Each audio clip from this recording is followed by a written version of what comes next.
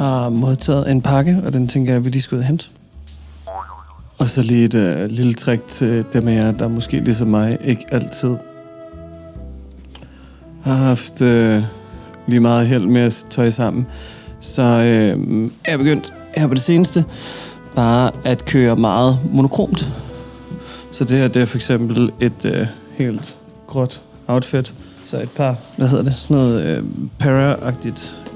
Et par grå sko fra Dr. Martens og Cold Wall. Havana t-shirt. Sådan en løs siddende jakke udover. En stor grå trenchcoat og en t-shirt. Bare et lille trick.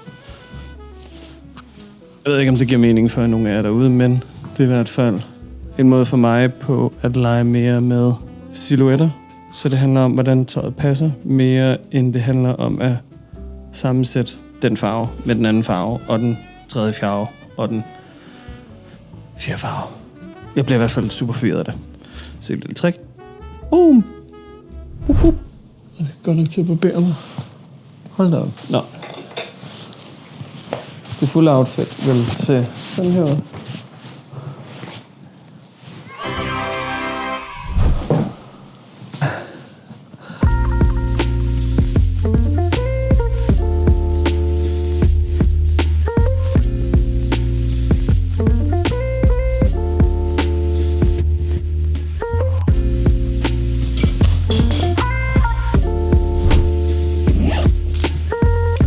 Jeg er ved at pakke til et job, jeg skal ud og lave i dag. Det er fra nogle, jeg kender, som jeg har arbejdet sammen med en del gange før.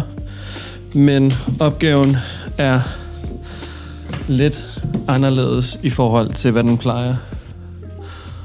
Ups. Og dem, vi skal ned og tage billeder for, det er nogle faste samarbejdspartnere, jeg har. De har en række forskellige restauranter i København, hvor jeg hjælper dem med at lave SoMe og tage billeder, små videoer, og generelt bare hjælper dem med social media. Det, der er briefet her på den nye café/restaurant, det er, at det skal være lyst, og det skal være åbent, og det skal være indbydende. Fordi de stadig er i opstartsfasen, så må det også godt være sådan lidt behind the scenes-agtigt, lidt under construction. Problemet er bare, at lokalerne til den restaurant/café, de er ikke færdige nu. Så vi har lånt en anden location, men det er en location, som er meget, meget, meget mørk. Så det er derfor, at jeg har taget, jeg prøver at vise det, en stor lampe med, og den her rulle, som jeg kan få den med, den her rulle hvide papir. Ideen er at sætte noget af det her papir op i nærheden af de retter og de ting, vi skal tage billeder af, sådan så lyset fra lampen ligesom kan bounce frem og tilbage, og måske give en sådan halvlækker, blød effekt på mad, kaffe, hvad det nu skulle være. Man kan selvfølgelig godt få sådan noget professionelt. Det her, det er en hvid dug fra Føtex. Jeg synes, at prisen og resultatet ikke rigtig følger hinanden. Det er som regel meget, meget dyre i forhold til, hvad man kan gøre med et helt almindeligt stykke hvidt papir og noget tape. Det jeg i hvert fald kommer til at pakke til det her job, det er mit Sony A7 Mark III, som egentlig er et hybridkamera, men det er det kamera, jeg ejer, der har flest megapixels, så hvis man skal croppe nogle billeder bagefter, er det sgu meget rart at have lidt ekstra gas. En lille pocket rocket. Et Sony objektiv 2470. Så tager jeg også mit Sony 85mm til, hvis man skal lidt tættere på. Det, som de godt kunne tænke sig, er sådan lidt bløde nuancer og farver. Det må gerne være sommerligt og indbydende, men vi må også gerne komme helt tæt på råvarerne og ligesom vise, at det ikke bare er sådan en samlebåndskøkken. Der er rent faktisk kokke, der står og arbejder på tingene fra bunden. Og det tænker jeg, vi kan opnå med et relativt simpelt setup. Og apropos monokromt, så skal jeg da lige love for, at det skete igen i dag.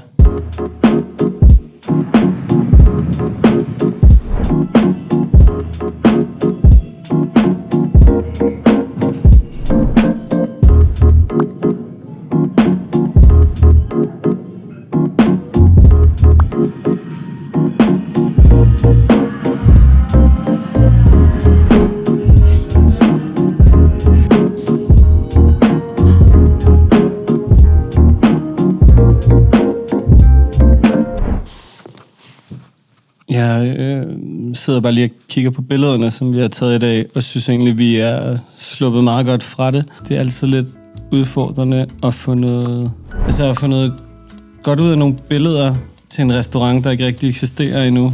Der er rigtig, rigtig meget look and feel, som er i lokalerne, som fortæller en historie og giver en vis indsigt i den personlighed, som restauranten har langt hen ad vejen. Og du ved, folk i action, der arbejder og laver kaffe og går rundt og snakker, og gulvet er slidt og stolen, der står lidt skævt. Jeg synes på en eller anden måde, jeg kom meget godt i mål med målet om, at det i hvert fald skulle være lyst og sådan lidt caféagtigt.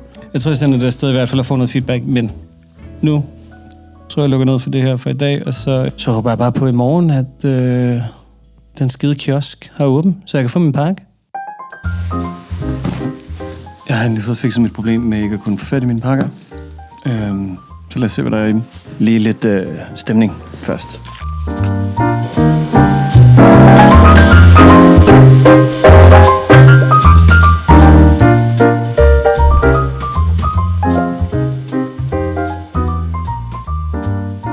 Okay, så de to pakker, jeg har fået, den ene er lidt stor, den anden er lille.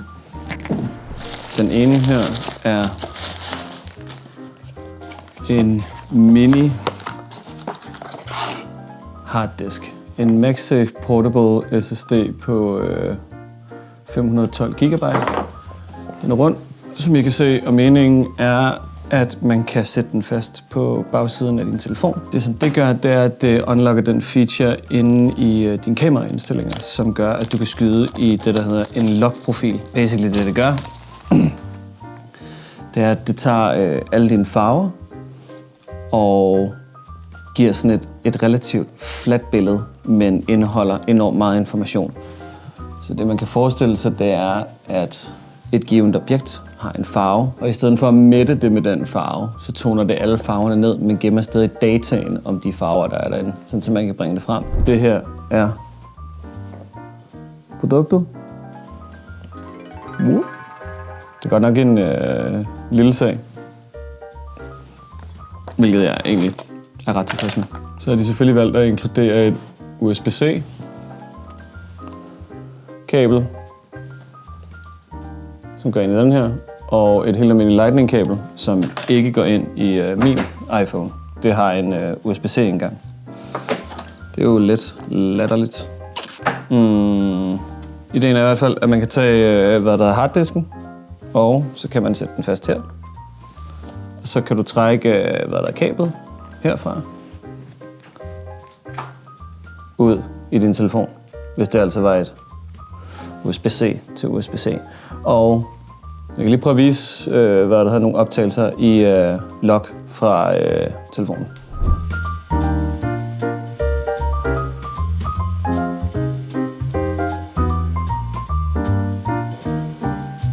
Og som I kan se, så det gør, det er det basically toner alle farverne ned, men gemmer dataen omkring dem, så man kan bringe dem frem senere. Den anden pakke, som alt andet lige er lidt større.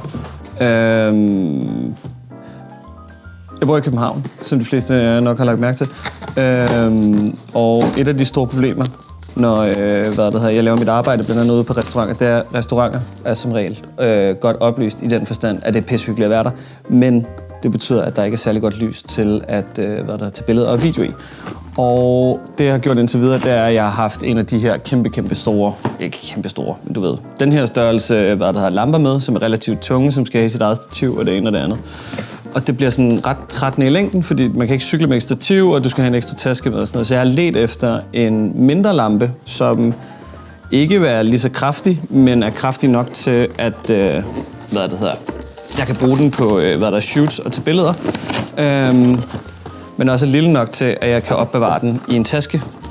Og så har jeg fundet den her, som er en Amaran 25C, som er en af de der små lommelamper-agtige størrelser. Lad os lige prøve at pakke den ud.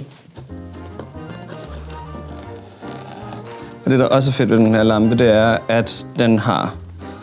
Jeg tror, den er kåret til det bedste det bedste videografprodukt i, hvad det hedder, 2025. Og så har det en virkelig, virkelig solid app til, sådan så at du kan styre lysstyrke, varmen eller kulden i lyset, men også, hvad det hedder, fordi det er C-modellen. Så kan du også skifte farverne. Så hvis du nu har brug for noget rødt kantlys eller et eller andet den stil, så kan du få det. Den er altså ikke større end det her. Der er nogle lækre klistermærker. Det er der bare glædet mig til. Diffuseren, som sidder her på ydersiden, er sat på med magneter. Og det her er selve lampen. Se om der er noget strøm på. Og power-on-knap her. Tada! Der er hul igennem. English, CCT, HSI, RGB, FX6, Bluetooth, Custom... Nå, det er vel bare et menu, eller hvad? Oh. Shit. Oh, shit. Hold da kæft. Det var da voldsomt. Det her, det er 0% intensitet, og...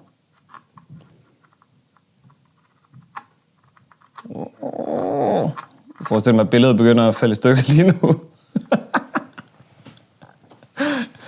Men i hvert fald, det er en virkelig kraftig lampe i forhold til formfaktoren.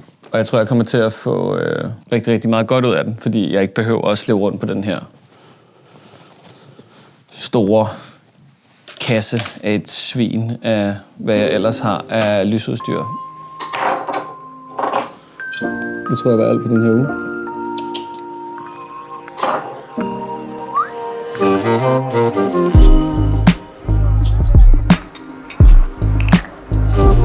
Thank you.